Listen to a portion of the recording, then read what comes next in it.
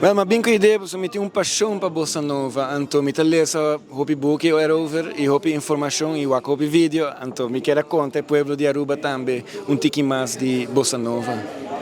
A música que sowieso me cresce com acaba e me toca cada vez me bem Aruba, tu ai me bem Aruba me toca com nan, dus nanta hene nan kumita toca vasco nan na Aruba e nanta hopi bom músico mes e Kyle bijvoorbeeld pianista escreve alguma canção com na Holanda e me toca com na Holanda.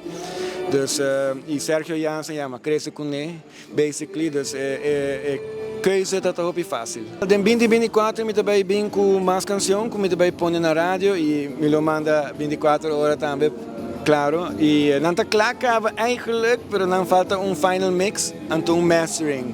E mastering me laga hasidor de brasileiro mesmo. Pro meu dia está spannend, você sabe, so não sabe com a reação do público tanto, de botar assim um bom complemento depois do show, que botar bem dentro do show, hopi mais confident, hopi com mais confiança, então awe nos aquelet, era combai natural.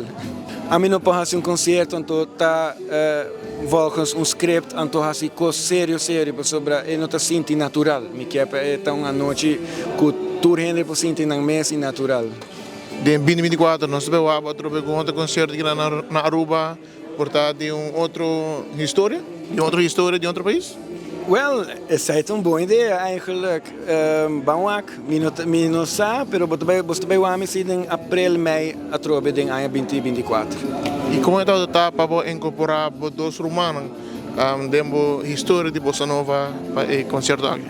Well, para mim tá algo sowieso bonita, so da primeira viagem como tá canta cultura dos riba um stage.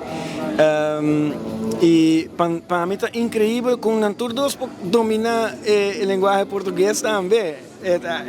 A mim não pouquinho ainda, então, mas quero me só tem paixão ever, não também tá gostei e não também tá ser bom.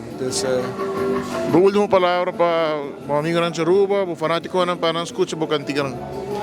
Well, fanático pueblo de Aruba, quem está check me out riba YouTube of Spotify of qualquer medio social, Aymar Torres.